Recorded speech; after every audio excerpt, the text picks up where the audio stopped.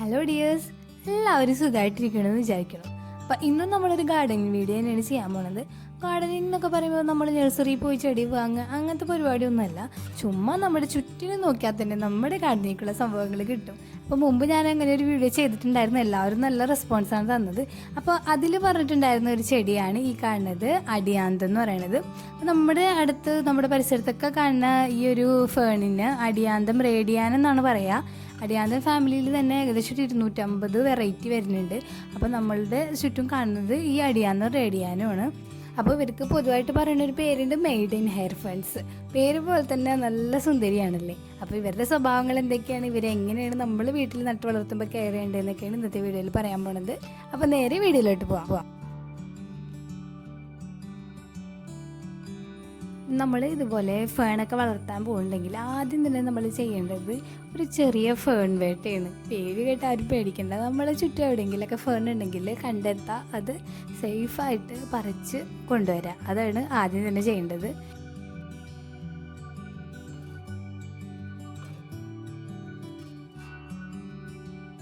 അപ്പോൾ എനിക്ക് ഫേൺ അന്വേഷിച്ച് എവിടെയും പോകണ്ടെന്നില്ല കേട്ടോ. വീടിൻ്റെ ചുറ്റുമായിട്ട് തന്നെ പല വിധത്തിലുള്ള ഫേണുകൾ വളർന്ന് നിൽക്കുന്നുണ്ടായിരുന്നു.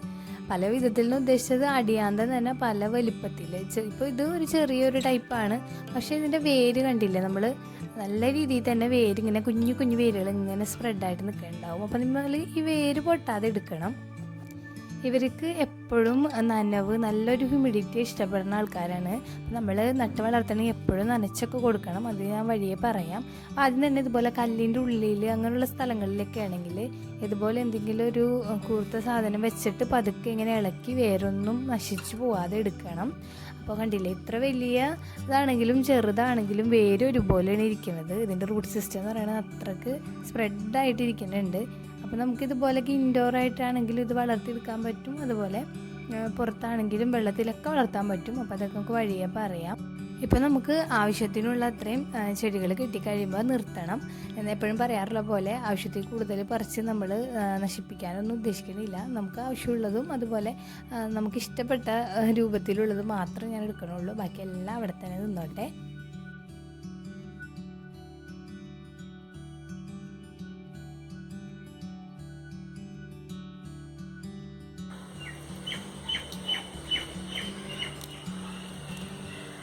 ഇനി ഇവർ ഇതുപോലെ ചില ഭിത്തികളിലൊക്കെ പറ്റിപ്പിടിച്ച് വളരാറുണ്ട്. അങ്ങനെ ആകുമ്പോൾ ഇവിടെ റൂട്ട് കുറച്ചും കൂടി ഇത്രയും അങ്ങോട്ട് സ്പ്രെഡായിട്ടുണ്ടാവില്ല, പക്ഷേ കുറച്ചുണ്ടാവുള്ളൂ. അത് നല്ല രീതിയിൽ തന്നെ അതിങ്ങനെ പറ്റിയിരിക്കുന്നുണ്ടാവും. അപ്പോൾ ചെറുതൊക്കെ ആണെങ്കിൽ മാത്രം അങ്ങനെയുള്ളവരെ നമ്മൾ പറിക്കാൻ നോക്കിയാൽ മതി. അപ്പോൾ അതുപോലെ ആ കടഭാഗത്ത് തന്നെ പ്രസ് ചെയ്ത് പിടിച്ചിട്ട് പതുക്കെ വേരൊന്നും പൊട്ടാതെ പറിച്ചെടുക്കണം.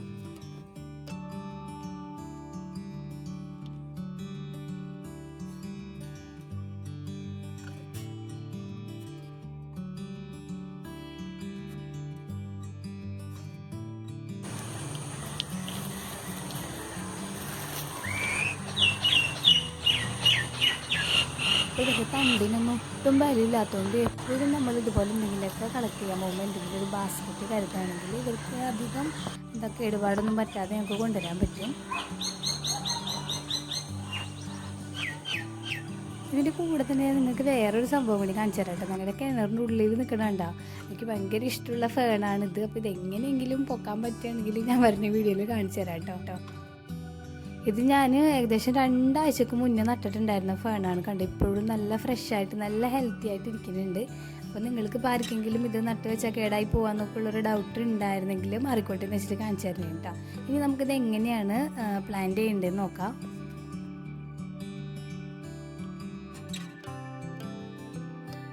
ഇനി ഇത് നട്ടുപിടിപ്പിക്കാൻ വേണ്ടി നമ്മൾ ഏത് പാത്രത്തിലാണോ നടാൻ ഉദ്ദേശിക്കുന്നത് ആ പാത്രത്തിലേക്ക് പോട്ടി മിക്സ് നിറച്ച് കൊടുക്കുക. അപ്പോൾ ഞാനിവിടെ എടുത്തേക്കുന്ന പോട്ടി മിക്സ് എന്ന് പറയുന്നത് മണ്ണും പിന്നെ കുറച്ച് മണലും കുറച്ച് കമ്പോസ്റ്റും പിന്നെ മെയിനായിട്ട് ചേർത്ത് കൊടുക്കേണ്ടത് ചകിരിച്ചോറാണ്. എപ്പോഴും ഇതിന് നനവ് നിലനിർത്താൻ നല്ലതായിരിക്കും. ഇതെല്ലാം കൂടിയും ഒരു 1/4 ഭാഗം നിറച്ചിട്ട് പിന്നെ അതിലേക്ക് ഈ ചെടി വെച്ച് കൊടുക്കുകയാണ് ചെയ്തേക്കണത്. അപ്പോൾ ഇതിന് ഓൾറെഡി ഇതിൻ്റെ റൂട്ടിലൊക്കെ കുറേ മണ്ണ് പോലെയൊക്കെ ഇങ്ങനെ പിടിച്ചിരിക്കുന്നതുകൊണ്ട് നമുക്ക് കുഴിച്ചിട്ട് അധികം ഇറക്കി വെക്കേണ്ട ആവശ്യം വരുന്നില്ല. ഇത് ഇങ്ങനെ വെറുതെ വെച്ച് ഇങ്ങനെ കൊടുത്തിട്ട് അതിൻ്റെ മേലേക്ക് മണ്ണിട്ട് കൊടുത്താൽ മതി. ഇപ്പോൾ വെക്കുമ്പോൾ തന്നെ കണ്ടില്ലേ, ഇത് തനിയെ തന്നെ ഇങ്ങനെ നിൽക്കുന്നുണ്ട്. അതിൻ്റെ റൂട്ടിൽ അത്രയും എന്താ പറയുക വെൽ സ്ട്രക്ചർഡായിട്ട് ഇങ്ങനെ പരന്നിരിക്കുന്നതുകൊണ്ട് നമുക്ക് വേറെ ഒന്നും ചെയ്ത് ചെയ്ത് കൊടുക്കേണ്ട ആവശ്യമില്ല. അവസാനം ഇതെല്ലാം കൂടിയും നമുക്ക് നല്ല അത്യാവശ്യം തിക്കായിട്ട് തന്നെ ഇത് വെച്ച് കൊടുത്തോളൂ കേട്ടോ, അതായിരിക്കും കൂടുതൽ ഭംഗി.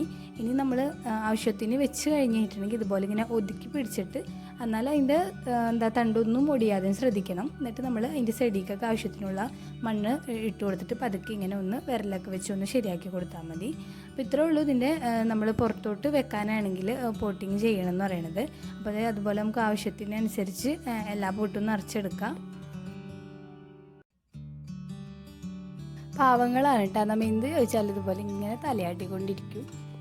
സംശയം ഉണ്ടെങ്കിൽ നിങ്ങൾ നല്ലോണം ഒന്ന് ശ്രദ്ധിച്ച് നോക്കിക്കോളൂ കേട്ടോ.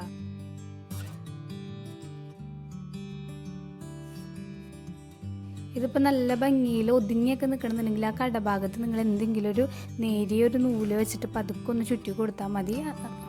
ഇത് എപ്പോഴും ഒരുപാട് ഈർപ്പുള്ള സ്ഥലത്ത് വെക്കുക. ഒരുപാട് ഡ്രൈ ആയി പോണ വെയിലൊക്കെ ഉള്ള സ്ഥലത്തൊന്നും കൊണ്ടുപോയി വെക്കാതെ നമ്മൾ ഷെയ്ഡിൽ ഇടയ്ക്ക് 2-3 നേരമൊക്കെ നനച്ചൊക്കെ കൊടുക്കുകയാണെങ്കിൽ അത്രയും നല്ലതായിരിക്കും. അപ്പോൾ അതുപോലെ നമുക്കിത് പുറത്ത് വെക്കാം. പിന്നെ ഇൻഡോർ ആയിട്ട് വെക്കാനും നല്ലത് തന്നെയാണ്. അത് ഞാൻ നേരത്തെ പറഞ്ഞ പോലെ നമ്മൾ ഇങ്ങനെ ഒന്ന് ഒതുക്കി വെച്ച് കൊടുത്താൽ മതി. ഒതുക്കിയെന്ന് ഉദ്ദേശിച്ചത് അതിൻ്റെ കടഭാഗത്ത് എന്തെങ്കിലും വാഴനാരോ അങ്ങനെ എന്തെങ്കിലും സോഫ്റ്റ് ആയിട്ടുള്ള എന്തെങ്കിലും ഒരു വള്ളി ഇട്ടിട്ട് പതുക്കെ ഒന്ന് ചുറ്റി വെച്ച് കൊടുത്താൽ മതി. അത് അതുപോലെ നിന്നോളും. ഞാൻ വെച്ചിട്ടുള്ളത് കാണിച്ചു തരാം. അപ്പോൾ നേരത്തെ പറഞ്ഞ പോലെ തന്നെ വെള്ളമൊക്കെ നന്നായിട്ട് തന്നെ ഒഴിച്ചു കൊടുക്കണം. അപ്പോൾ വൈകുന്നേരം ആയിട്ടുണ്ട് കേട്ടോ, അതുകൊണ്ടാണ് നല്ല ഇരുട്ട് തോന്നുന്നത്.